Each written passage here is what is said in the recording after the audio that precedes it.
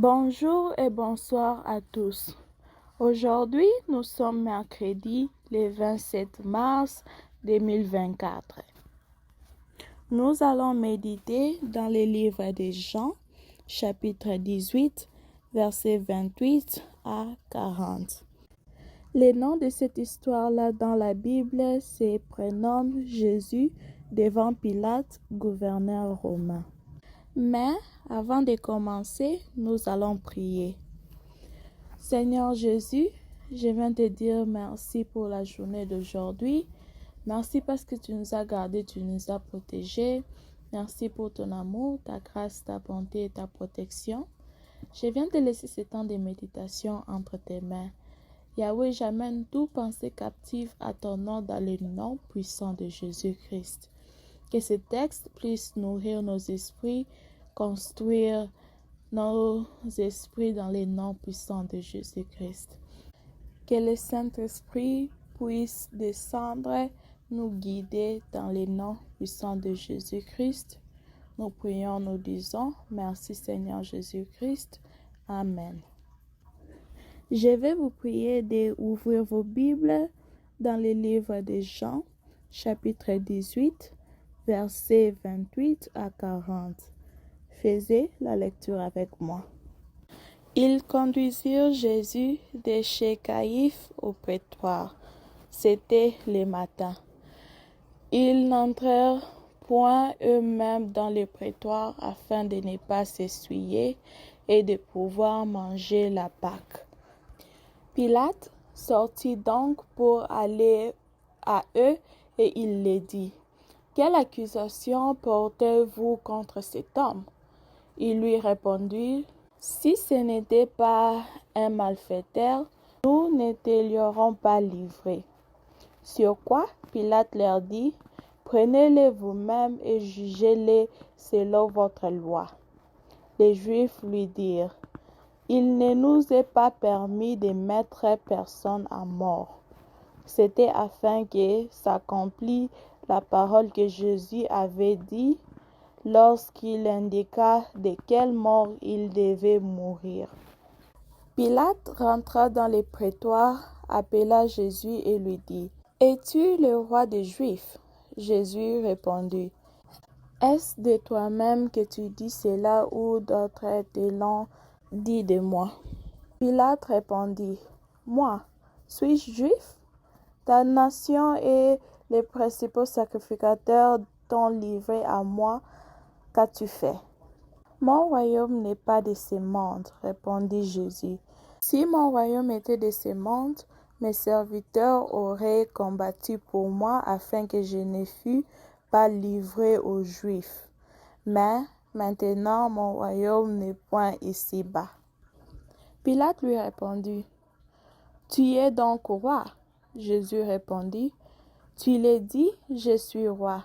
Je suis né et je suis venu dans le monde pour rendre témoignage à la vérité. Quiconque est de la vérité écoute ma voix. » Pilate lui répondit: « Qu'est-ce que la vérité? » Après avoir dit cela, ils sortirent de nouveau pour aller vers les Juifs et il leur dit: « Je ne trouve aucun crime en lui. Mais comme c'est parmi vos une coutume que je vous relâche quelqu'un à la fête des Pâques, voulez-vous que je vous relâche le roi des Juifs? » Alors tous crièrent: « Non, pas lui, mais Barabbas. » Or Barabbas était un brigand. Maintenant, nous allons examiner nos questions pour notre réflexion. La première question: de quoi ou de qui parlent ces versets? Cette question-là est très simple à répondre. Dans les titres de ces passages ici, ils disent Jésus devant Pilate, gouverneur romain. Donc, on a la première personne que ce texte parle de, c'est Jésus. La deuxième, c'est Pilate. On a aussi la troisième, c'est la foule de Juifs. Et nous avions aussi les gens qui avaient amené Jésus devant Pilate, qui sont les principaux sacrificateurs. La troisième question: Y a-t-il un exemple à suivre ou à ne pas suivre?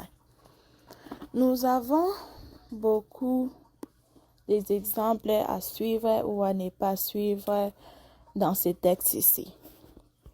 Par exemple, nous avons dans les versets 28, voici les gens, les principaux sacrificateurs qui amènent Jésus devant la cour romaine chez Pilate. Et même ils se tiennent dehors pour ne pas s'essuyer et ils veulent que quelqu'un d'autre puisse faire le jugement à leur place, se salir les mains à leur place. Pour moi, ce n'est pas un exemple à suivre. Je vais vous donner un exemple. Un exemple, c'est quelqu'un du lundi au samedi, il est dehors péchant dans des boîtes, s'amusant. Mais les dimanches, ils viennent à l'église.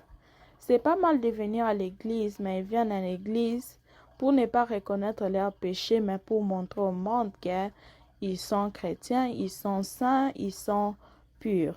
Mais ce n'est pas le cas parce que leur cœur appartient au monde. Pour moi, c'est la même chose avec ces versets 28 ici. Les principaux sacrificateurs ont amené Jésus devant Pilate. Maintenant, le verset 29. Pour moi, le verset 29, c'est un exemple à suivre. Avant de vouloir juger quelqu'un, il faut vouloir connaître l'histoire.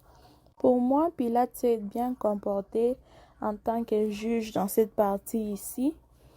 Il a cherché à connaître les accusations qui pesaient contre Jésus et il a aussi voulu connaître la version de Jésus.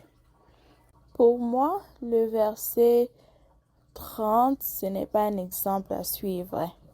Les principaux sacrificateurs répondent en général que c'est un criminel, c'est parce qu'on l'a amené ici. Mais ils n'ont pas cité quel crime que Jésus avait commis. Quand on accuse quelqu'un, il faut dire clairement de quel crime que cette personne est accusée. Le verset 31 également, ce n'est pas un exemple à suivre pour moi. Vouloir la mort de quelqu'un, c'est une chose qui est très déplorable.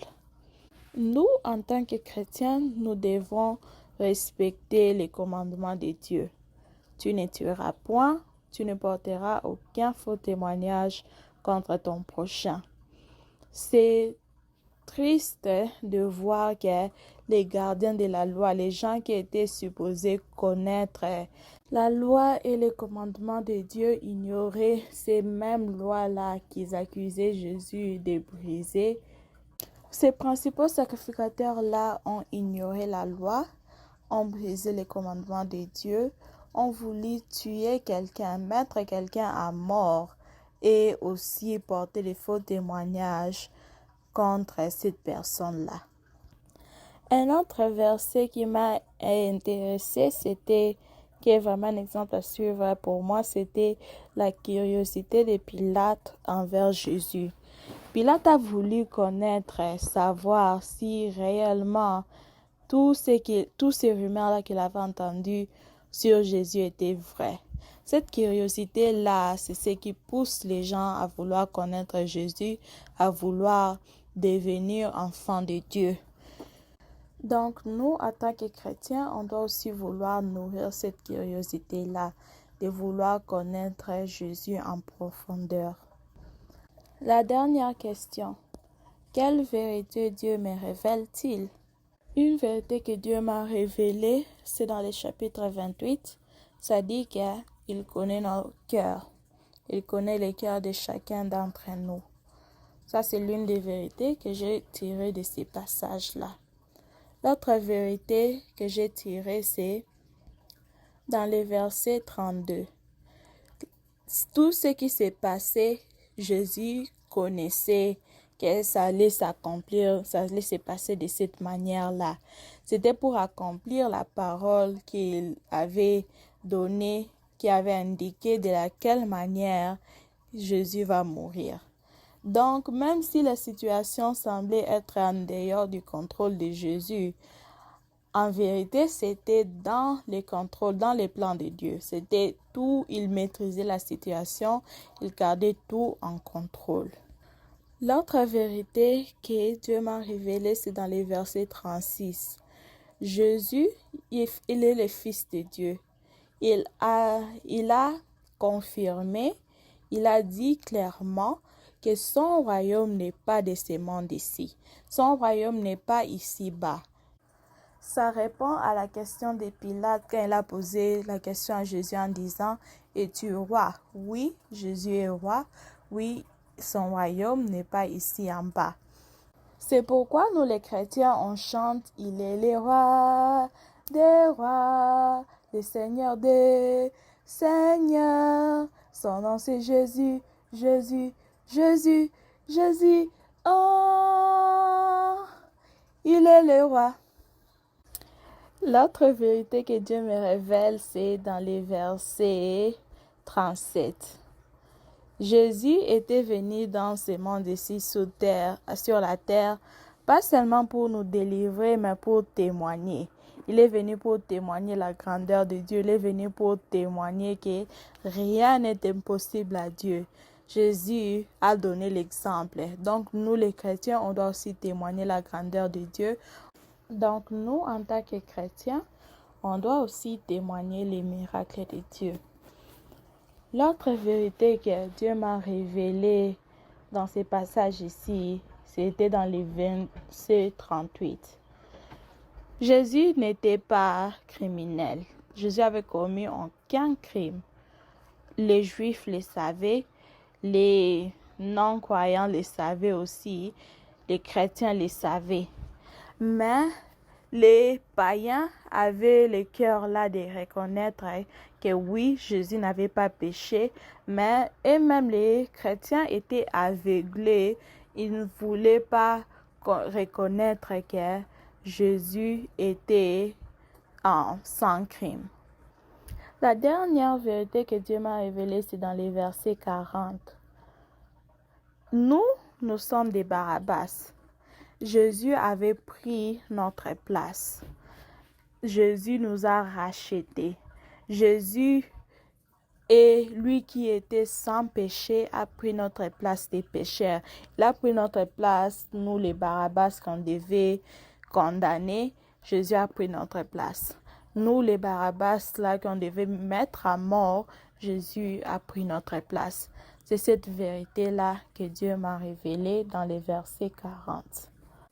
J'espère que ces versets vous a parlé de la même manière que moi aussi j'ai été bénie. On va prier pour clôturer.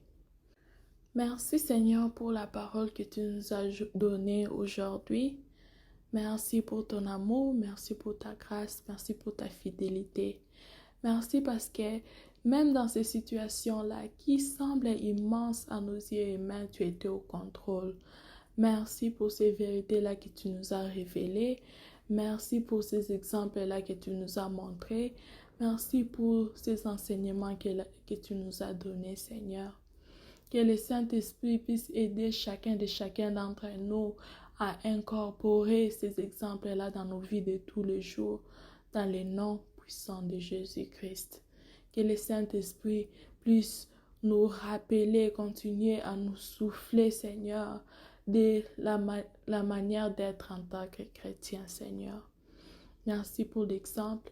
Merci parce que tu étais au contrôle. Merci parce que tu es le roi des rois, Seigneur. Je viens te laisser la journée de chacun entre tes mains. Je viens aussi te laisser nos nuits, Seigneur. Que tu puisses nous garder sous l'ombre de tes ailes. Je viens te laisser les corps, âme, esprit, pensée de chacun d'entre nous, Seigneur. Que tu sois avec eux, que tu puisses les garder, les protéger. Dans le nom puissant de Jésus-Christ, nous prions, nous disons merci Seigneur Jésus-Christ. Amen. J'espère que vous avez été bénis de la même manière que j'ai aussi été bénie. Merci d'avoir médité avec la sœur Gloria de Buffalo.